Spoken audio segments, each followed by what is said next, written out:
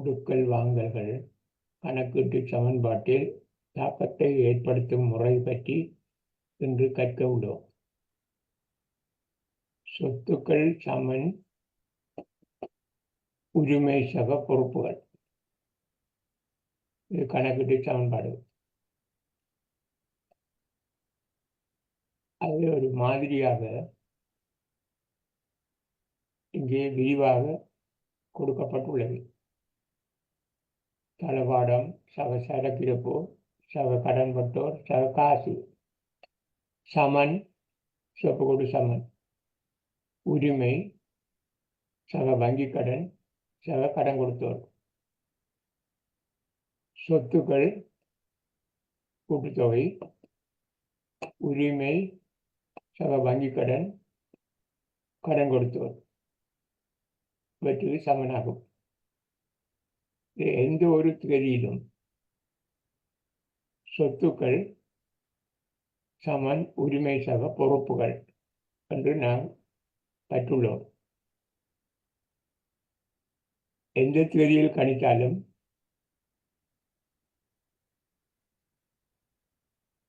சொத்துக்கள் சமன் உரிமை சக பொறுப்புகள்.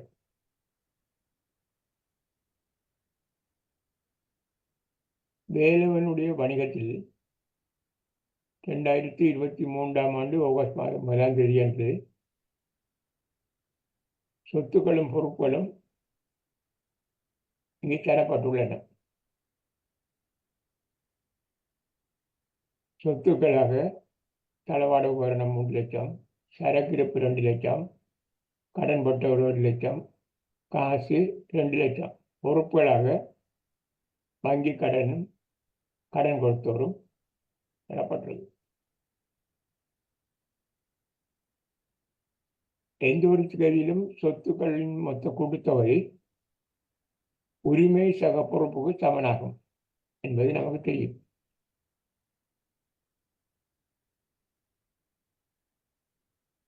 இப்பொழுது நாம் இந்த மாதிரியில் ஆகஸ்ட் 1 இந்த சொத்துக்களையும் பொறுப்புகளையும் இந்த வெற்றிடங்களில் நிரப்புவோம். தளவாட உபகரணம் 3 லட்சம்,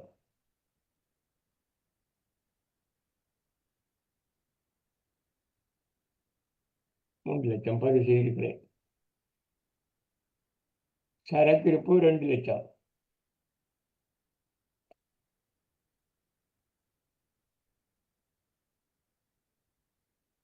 கடன்பட்டோர் 1 லட்சம்,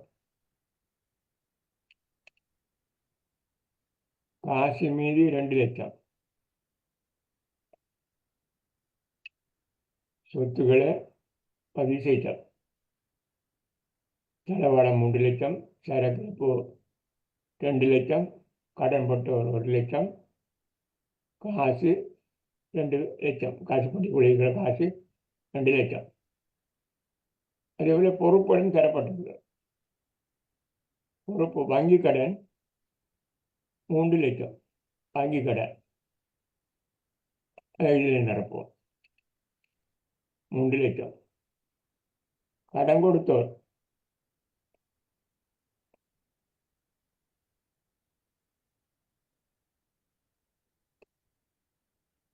ஒரு லட்சம் நிரப்பியாச்சு. உரிமை இங்கே தரல. எந்த திகதியிலையும் 2023 ஆகஸ்ட் மாதம் 1 சொத்துக்கள் எல்லாம் இருக்குது, பொறுப்புகளும் இருக்குது, உரிமை இல்லை. நமக்கு தெரியும் சொத்துக்கள் சமன் உரிமை சக பொறுப்பு. சொத்துக்களோட கூட்டுத்தொகை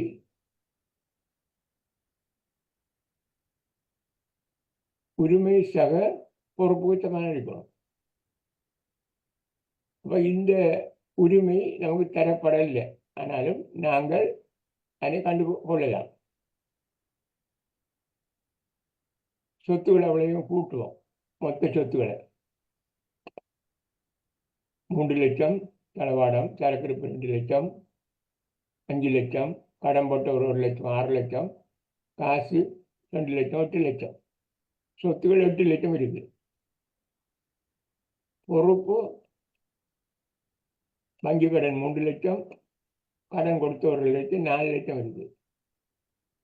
அப்போ இங்கே 8 லட்சம், இங்கே 2, 4 லட்சம் உண்டா, இது உரிமை 4 லட்சம். அப்போ இதிலிருந்து மொத்த சொத்திலிருந்து மொத்த பொறுப்பை கழிக்கலாம். கழித்தால் உரிமை பெறும். உரிமை 4 லட்சம் என்று நாங்கள் கண்டுகொள்ளலாம். அப்போ இதையும் நிரப்பலாம். அப்போ நான் நிரப்புகிறேன் 4 லட்சம். இப்போ இதை நாம் இப்போ கண்டுகொண்டோம். கண்டுதான் பதிஞ்சிருக்கிறோம். இது தரப்படலை. மற்ற எல்லாம் தரப்பட்டவை. இப்போ 1ஆம் தேதி நமக்கு சொத்துகளும் பொறுப்புகளும் தந்தால் உரிமையை காணலாம். சொத்துக்கள் அவளையும் கூட்டி பொறுப்புகள் அவளையும் கூட்டி சொத்துகளிலிருந்து பொறுப்பை கழித்தால் உரிமை பெறும். இது 8 லட்சம், பொறுப்புகள் 4 லட்சம், ஆகவே உரிமை 4 லட்சம் அடைய கண்டுகொண்டது. இனி அடுத்தது கொடுக்கல் வாங்கல்கள். 10 கொடுக்கல் வாங்கல்களை நான் இங்கே இதை தந்திருக்கிறேன். ஒவ்வொரு கொடுக்கல் வாங்கலை பார்ப்போம். அந்த ஒவ்வொரு கொடுக்கல் வாங்கலும் இந்த கணக்கீட்டு சமன்பாட்டில் என்ன விதமான தாக்கத்தை ஏற்படுத்துகிறது என்பதை இப்பொழுது பார்த்துவோம்.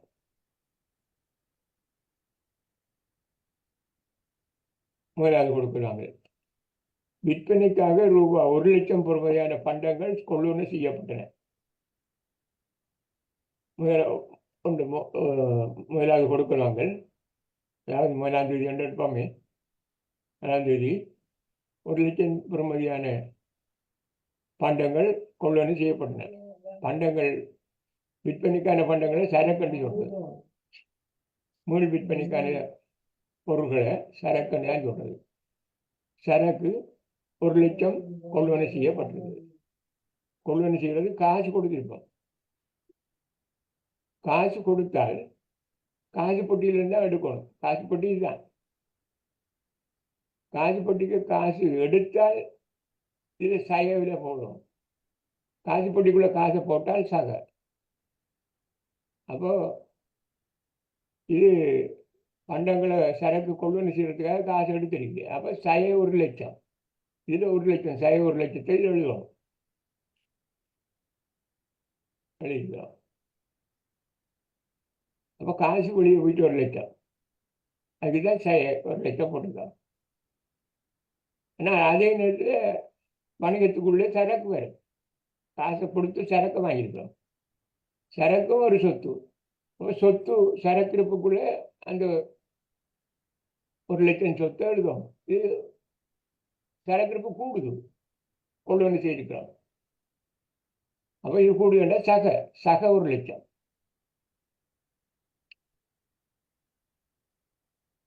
அப்போ இந்த கொடுக்கல் வாங்க கணக்கீட்டு சமன்பாட்டில் ஏற்படுத்தியிருக்கிற தாக்கம் இல்லை.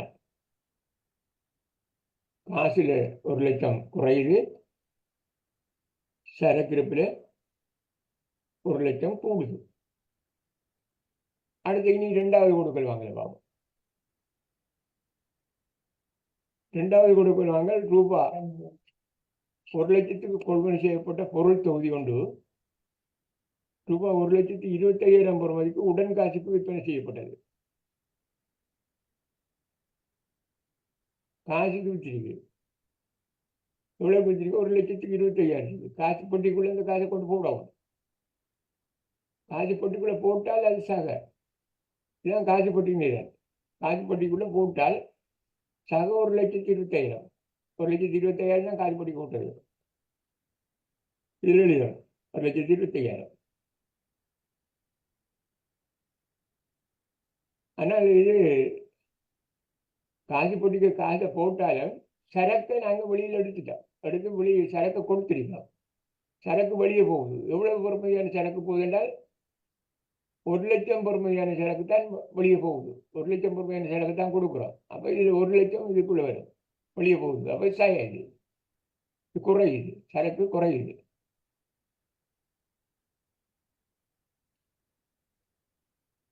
1 லட்சம், சய 1 லட்சம். இப்போ இதில் 1 லட்சம் ரூபாய் சரக்க விற்று 1,25,000 காசு பொட்டிக்குள்ளே போட்டிருக்கோம். அப்போ 25,000 லாபம் கிடைச்சிது. 1 லட்சம் ரூபாயான சரக்கு 1,25,000 விற்றால் 25,000 லாபம் கிடைச்சிது. லாபம் சொந்தக்காரனுக்கு தான் உரிமை. சொந்தக்காரன் உரிமை இதுக்குள்ள இருக்குது. இதுதான் உரிமை. இதோட செய்கிறேன் லாபம் உரிமையோட கூட்டலாம். உரிமையோட சேர்க்கிறது லாபத்தை. இப்போ லாபம் 25,000 இதோட செய்யணும். 25,000 லாபம். அப்போ உரிமை கூடுது. அப்போ சக கூடுறா உரிமை கூடுனா சக 25,000. அப்போ இந்த ரெண்டாவது கொடுக்கல் வாங்கலுக்கு உள்ள பதியும் காசு பொட்டிக்குள்ளே போட்ட காசுக்கு சக 1,20,000. சரக்கிலிருந்து வெளியே கொடுத்த 1 லட்சத்தை குறையுது சரக்கு.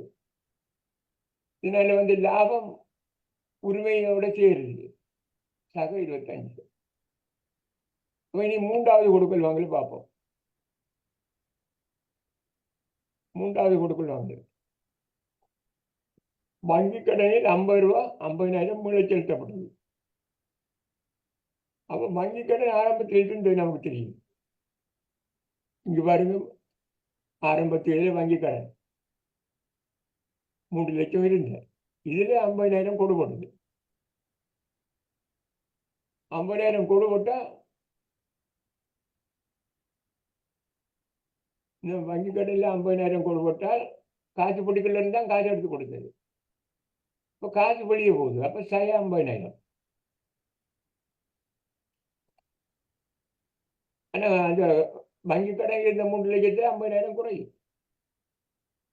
ஏன்னா காசை கொடுத்துட்டோம் சீக்கிரம், 50,000 கொடுத்து சீக்கிரம். அப்போ 50,000 குறையும். அப்போ 50,000 வங்கி கடன் 50,000 குறையுது. அப்போ 3ஆம் தேதி கொடுக்கல் வாங்கலுக்கு காசு வெளியே போயிருக்கு 50,000. அப்போ அது 50,000.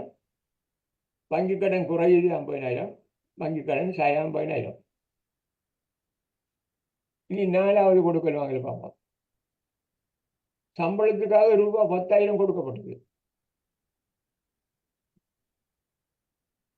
வணிகத்தில் வேலை செய்கிறார்களுக்கு சம்பளம் கொடுத்துருக்கு. சம்பளம் கொடுத்தால் காசு பொட்டிலிருந்து காசு எடுபட்டுருக்கும் 10,000. அப்போ எடுபட்டால் இது 10,000. இது வெளியே போகுது காசு 10,000. 10,000 எழுதணும்.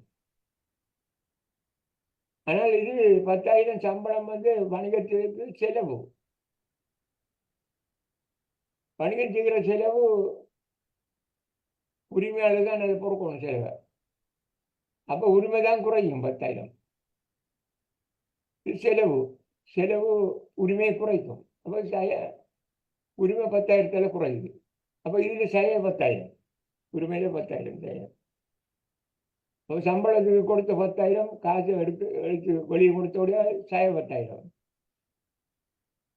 இது செலவு உரிமையாளர் பொறுக்கணும். அப்போ அதுவே உரிமையில 10,000 குறையுது. அப்போ உரிமை 10,000. நீ அடுத்த 5வது கொடுக்கல் வாங்கல பார்ப்போம். 5வது கொடுக்கல் வாங்கல் வணிகத்தில் மீள் விற்பனைக்காக வைக்கப்பட்டிருந்த பொருட்களில் ரூபாய் 20,000 பொறுமதியான கிரயம் கொண்ட பொருட்களை சாமுவேல் தனது தனிப்பட்ட தேவைக்காக பற்றியுள்ளார். இது விற்கல, சரக்குல. மீள் விற்பனைக்காக வைத்திருந்த பொருள்னா சரக்குட்டார். அந்த பொருளை அவர் எடுத்துட்டார் வெளியே. அவருக்கு சொந்த தேவைக்கு எடுத்திருக்கார். இது விற்பனை செய்யல. சொந்த தேவைக்கு எடுத்தபடியா இங்க சரக்குல குறையும், 20,000 குறையும். அப்ப 20,000.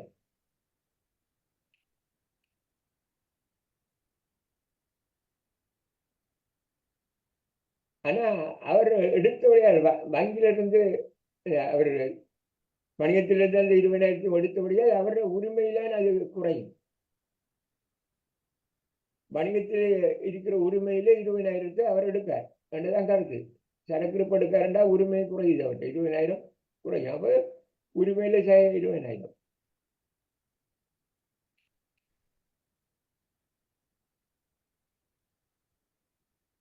அப்போ இதை சொல்றது முதலாளி பற்றுன்னு சொல்றாங்க. சொந்தக்காரன் தன் தேவைக்காக காசு எடுக்கலாம், சரக்கு எடுக்கலாம். சரக்கு எடுத்தால் சரக்கு குறையும், உரிமை குறையும். சரக்கும் குறையுது, உரிமையும் குறையுது. 20,000 சரக்கு இருப்பிட உரிமையிலும் 20,000. காசு எடுத்தா காசு குறையும், சரக்கு குறையாது, காசு குறையும், உரிமையும் காசும் குறையும். சரக்கு எடுத்தா இல்லை, காசு எடுத்தா. இது சரக்கு எடுத்துக்காது, பற்று. பற்றுன்னு சொல்றது முதலாளி பற்று, உரிமையாளன் பற்று. இனி அடுத்தது 6வது கொடுக்கல் வாங்கல பார்ப்போம். 6வது கொடுக்கல் வாங்கல் 50,000 பொறுமையான தளவாட உபகரணங்கள் காரியாலய பயன்பாட்டுக்காக கொள்வனை செய்யப்பட்டன. தளவாடம் வாங்கியிருக்கு. தளவாடம் என்ன சொத்து இங்கே பணியத்துக்குள்ள வருது புதுசாக. அதனால் தளவாடம் கூடும். அப்போ தளவாடம் சாக 50,000. ஆனால் தளவாடம் சும்மா வாங்கல, காசு எடுத்து கொடுத்தா வாங்கினேன். காசு பொட்டியிலேருந்து காசு எடுப்பட்டிருக்கு 50,000. அப்போ காசு குறையும். காசு பொட்டியிலேருந்து காசு எடுத்து தான் தளவாடம் வாங்கினது. அப்போ காசு பொட்டியில் இருக்கிற காசுல 50,000 குறையும். அப்போ இதில் 50,000.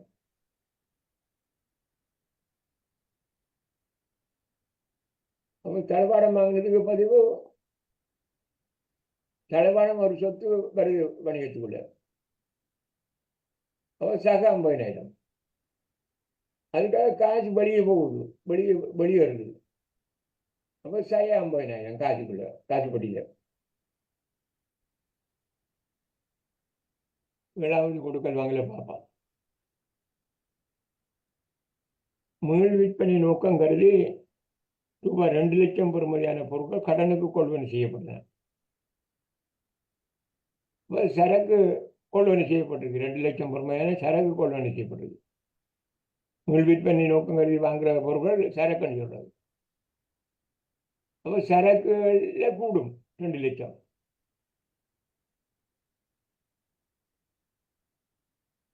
அதே நேரத்தில் நம்ம காசு கொடுக்கல, அப்போ கடனுக்கு தான் வாங்கினேன். அப்போ கடன் கொடுத்தோ கூடும் 2,00,000. இப்போ நீ அடுத்ததாக நம்ம 8வது கொடுக்கல் வாங்கல பார்ப்போம். 60,000 கொள்வனை செய்யப்பட்ட பொருள் தொகுதி உண்டு 1,00,000 கடனுக்கு விற்பனை செய்யப்பட்டது. அப்போ இது சரக்குத்தான் விற்பனை செய்யுது. பொருள் தொகுதி 60,000 கொள்வனை செய்யப்பட்ட தொகுதி 1,00,000 விற்பனை செய்யப்பட்டிருக்கு. அப்போ 60,000 பொறுமதி 60,000 பொறுமதியான சரக்கு வெளியேறுது. அப்போ கொடுக்குறோம் வெளியே. அப்போ சரக்கு இது 60,000. ஆனால் கடனுக்கு விற்றது, காசுக்கு விற்கல. காசுக்கு விற்றா காசு பொட்டிக்குள்ள எழுதணும், காசு பொட்டிக்குள்ள போடணும். இது கடனுக்கு விற்றுருக்கு, கடன் பட்டோம், வியாபார கடன் பட்டோம்னு சொல்றது. நம்மகிட்ட கடன் சரக்குல கடனுக்கு வாங்குறாக்கள் தான் கடன் பட்டோம்னு சொல்றோம். அப்போ கடன் பட்டோர் கூடுது. காசு விற்றுருந்தா காசு பொட்டிக்குள்ள இதுக்குள்ள போடணும், இதுக்குள்ளே சக போடணும். இல்லை இது கடனுக்கு வாங்கினது, அப்போ கடன் பட்டோருக்குள்ள சக கடன் பட்டோர் கூடுது. எவ்வளவு கூடுதுன்னா 1,00,000. 1,00,000 தான் 1,00,000 தரணும் அவங்க. அப்போ இதில் 1,00,000 எழுதணும்.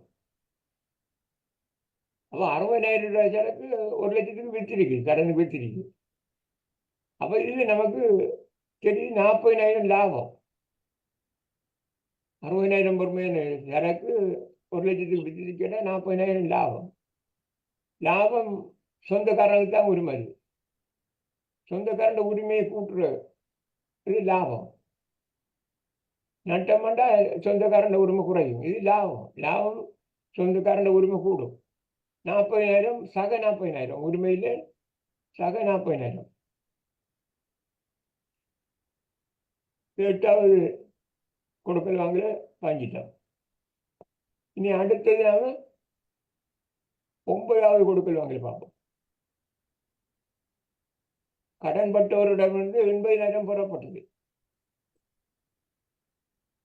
இப்ப நமக்கு கடன்பட்டோர் இருந்தது, நமக்கு தெரியும். முதல்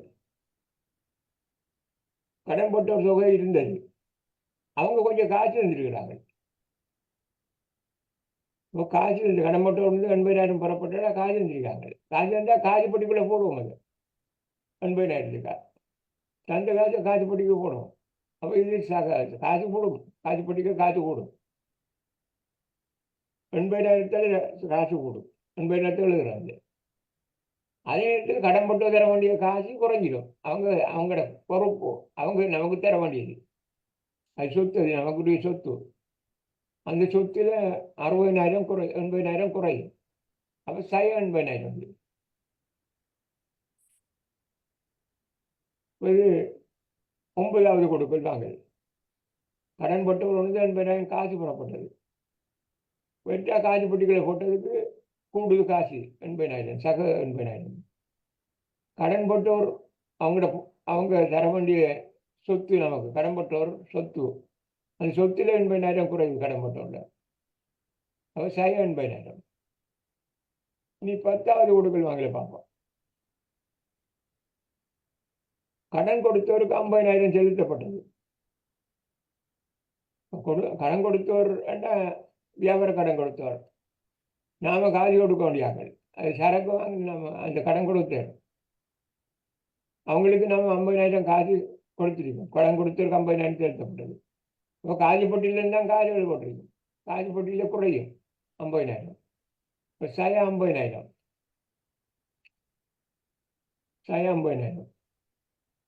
இப்போ கடன் கொடுத்தவர் அந்த பொறுப்பும் 50,000 குறையும். காசு கொடுத்துட்டோம், அவங்களுக்கு கொடுக்க வேண்டிய காசில் 50,000 கொடுத்தா இதில் கடன் கொடுத்தவரில் 50,000 குறையும். இல்லை 50,000 எழுதணும் நம்ம. இப்போ 10வது கொடுக்கல் வாங்கலையும் பதிஞ்சிட்டோம் நாம. இனி அடுத்ததாக நாங்கள் செய்ய போகிறது,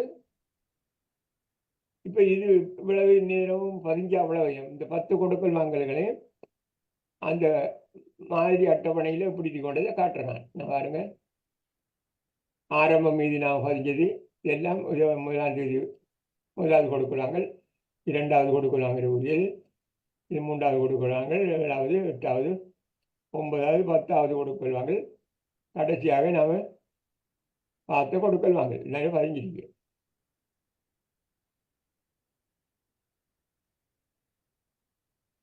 10வது கொடுக்கல் வாங்கல். 10வது கொடுக்கல் வாங்கல கடைசியாக நாம் பார்த்தது. அது எவ்வளோ வண்டியை பார்த்தால், கடன் கொடுத்தவருக்கு 50,000 செலுத்தப்பட்டால் காசில் 50,000 குறையும், கடன் கொடுத்தவரில் 50,000 குறையும். அதான் இது கடைசி அடிக்கிறது 50,000. சரி, 10வது கொடுக்கல் வாங்கல காசில் 50,000 குறையுது, கடன் கொடுத்தவரில் 50,000 குறையுது. இப்போ எல்லாம் இந்த அட்டவணையில், இந்த மாதிரி அட்டவணையில் கணக்கிட்டு சமன்பாடை இதில் இந்த அட்டவணையில் பதிஞ்சிருக்கிறோம். அந்த 10 கொடுக்கல் வாங்கலையும் பதிஞ்சிருக்கிறோம். இந்த கோட்டுக்கு இங்கே இடப்புறம் இருக்கிறவளும் சொத்து, வலப்புறம் இருக்கிறவளும் பொறுப்பு. இந்த நிழல் தளவாடத்துக்குரிய நிழல். தளவாடம் இருந்த தளவாடம், இது வாங்கின தளவாடம் ஒரு 50,000. அவ மொத்தமாக இந்த 10 கொடுக்கல் வாங்கலுக்கு பிறகு தளவாடம் முதலில் இருந்தது 3 லட்சம், ஆரம்பத்தில் இருந்தது 3 லட்சம் ஆரம்ப மீதி, ஒரு 50,000 வாங்கியிருக்கோம். அவன் 3,50,000 இறுதி மீதி தளவாடத்தில். தளவாடம் என்னும் சொத்தில் இறுதி மீதி 3,50,000. அதே போல சரக்கிருப்பில் இது இருந்த சரக்கிருப்பு, இது வாங்கின சரக்கிருப்பு, இது வித்த சரக்கிருப்பு, இது பற்றின சரக்கிருப்பு. நம்ம முதலாளி எடுத்தது பற்றின சரக்கிருப்பு. இது கொள்வனை செய்த கடனுக்கு வாங்கின சரக்கு இருப்பு, இது வித்த சரக்கு இருப்பு. அப்போ இதே விளைவையும் இது இந்த நிலையில் அப்படி நாங்கள் கூட்டணும். இது இந்த சகம் கூட்டணும். பிறகு அதில் 1000 கழிக்கணும், இந்த 20,000 அதில் இருந்து கழிக்கணும். பிறகு இதில் 2 லட்சத்தை கூட்டணும். அதோட பிறகு 60,000 கழிக்கணும். கழித்து மொத்தம் 3,20,000. அப்போ இப்போ இறுதியாக இருக்கிற சரக்கு இருப்பு, வணிகத்துக்குள்ள இறுதியாக இருக்கிற சரக்கு இருப்பு 3,20,000. அதே போல கடன் போட்டோர் ஆரம்பத்தில் இருந்த கடன் போட்டோர் தான் இது 1,00,000 ஆரம்பம். இது பிறகு கடனுக்கு நான் வித்திருக்கிறோம் 1,00,000. பிறகு அவங்ககிட்ட இருந்து காசு வாங்கியிருக்கு 80,000 சாய. பிறகு இப்போ இந்த நிலையில் இதை கூட்டணும், இதை கழிக்கணும். அங்கே ஆரம்பத்தில் எடுத்துக்கணும்.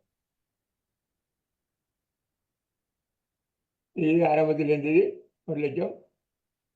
அதோட இதை வாங்கின 1,00,000 கூட்டி 2,00,000. அதில் 80,000 கழிச்சா 1,20,000 இறுதி மீதி. கடன்பட்டோர் என்ற சொத்து 1,20,000 மீதி.